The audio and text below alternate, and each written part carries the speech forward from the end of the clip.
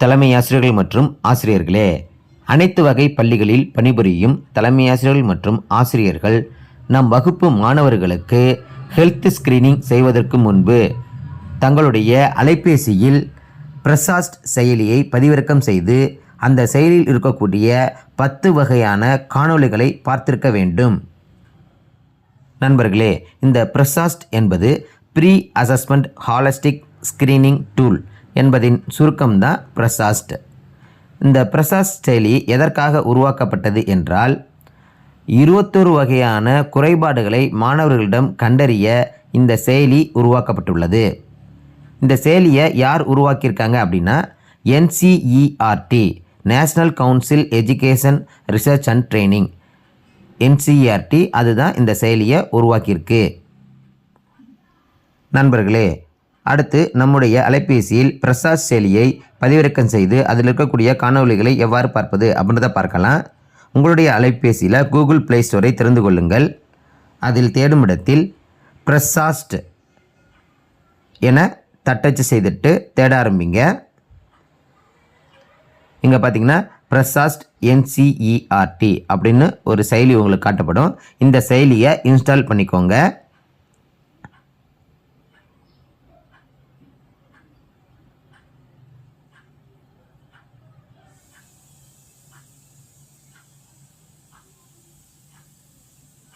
இப்போ இந்த செயலியை இங்கேருந்தே நீங்கள் திறப்பதற்கு ஓப்பன் என்பதை கொடுத்தீங்கன்னா இந்த செயலி இங்கேருந்தே திறக்கப்பட்டு விடும். அப்படி இல்லைன்னா இந்த செயலியிலேருந்து பின்னாடி வந்துடுங்க.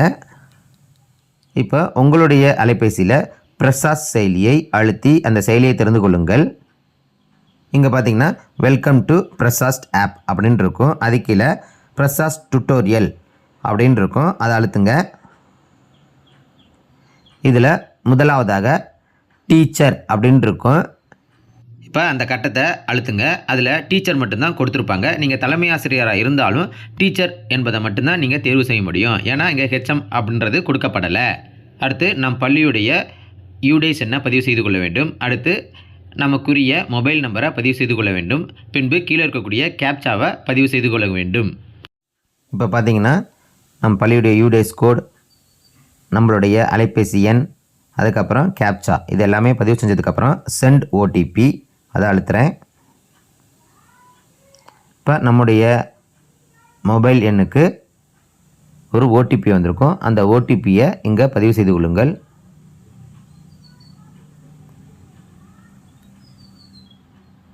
பின்பு சப்மிட் OTP அதை அழுத்துங்க. இப்போ இங்கே பார்த்தீங்கன்னா ரெஃப்ரெஷ் அப்படின்னு இருக்குது. அதை அழுத்துங்க.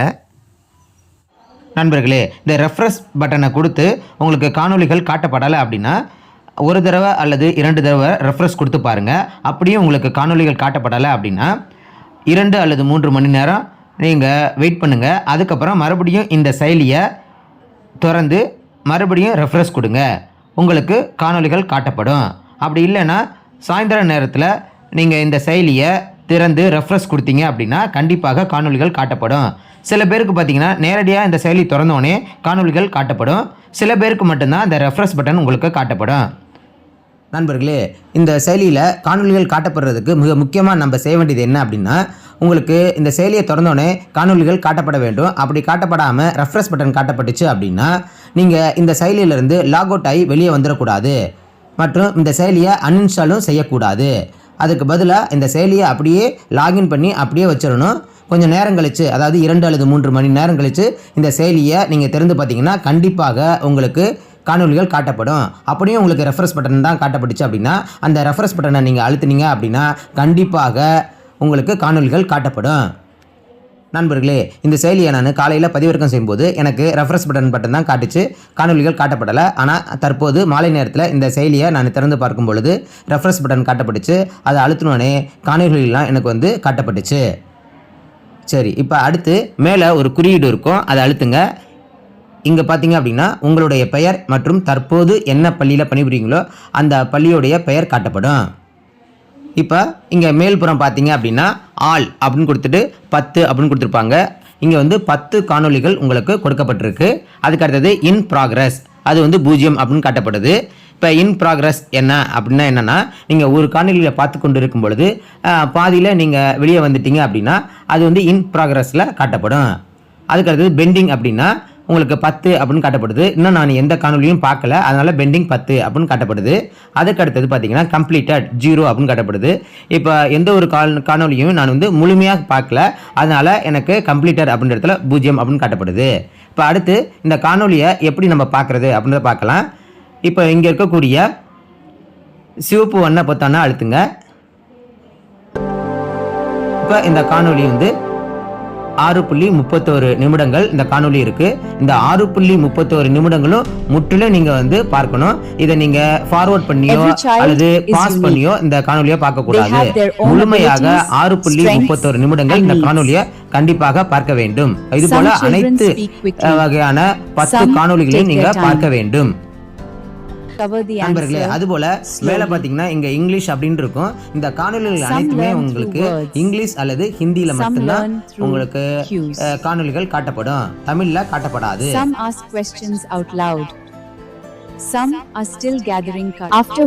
இப்ப இந்த காணொலியை முழு திரையில பார்க்கணும் அப்படின்னா இப்ப மேல இருக்கக்கூடிய இந்த பட்டனை அழுத்தினீங்க அப்படின்னா இது போல உங்களுக்கு முழு திரையில காமிக்கப்படும்.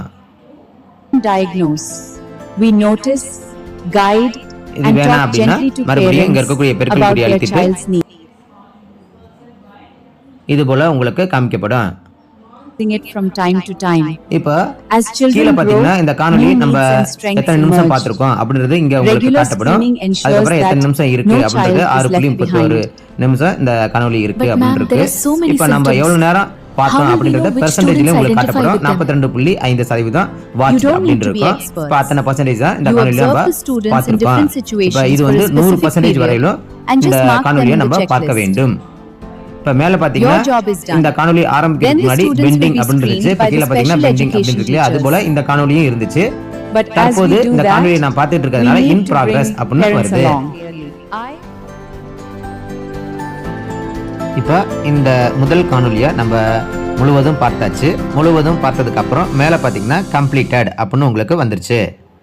இப்போ இதே போல் அனைத்து காணொலிகளும் நம்ம பார்க்கணும். மொத்தம் 10 காணொலிகள், அதில் நம்ம 1 பார்த்து முடிச்சிட்டோம். இப்போ அதனால் இங்கே வந்து கம்ப்ளீட்டட் அப்படின்னு காட்டப்படுது. இப்போ மேலே பார்த்தீங்க அப்படின்னா பெண்டிங் வந்து 9, பார்க்க வேண்டியது இன்னும் 9, பார்த்து முடிச்சது 1 அப்படின்னு வருது.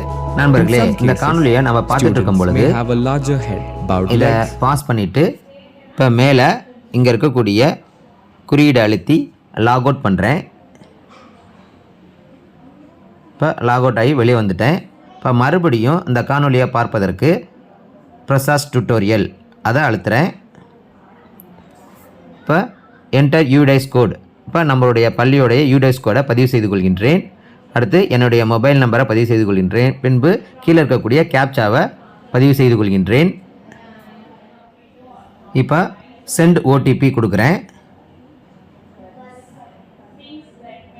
இப்போ என்னுடைய அலைபேசிக்கு ஓடிபி வந்திருக்கு. அந்த ஓடிபியை பதிவு செய்து கொள்கின்றேன்.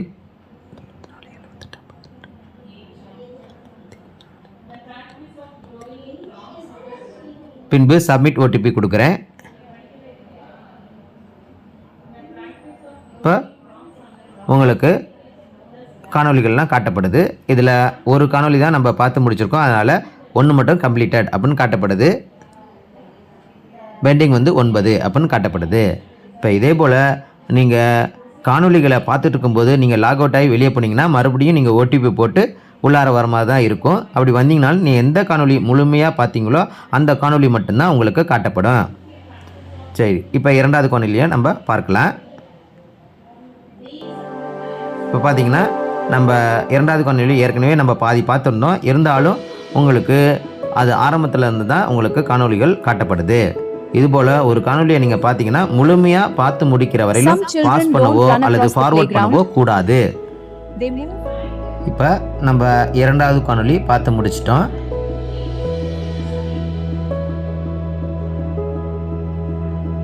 இப்போ இங்கே பார்த்தீங்கன்னா இன் ப்ராக்ரஸ் அப்படின்றது கம்ப்ளீட்டட் ஆயிடுச்சு. இதுபோல் உங்களுக்கு அனைத்து காணொலிகளும் நீங்கள் பார்க்க வேண்டும்.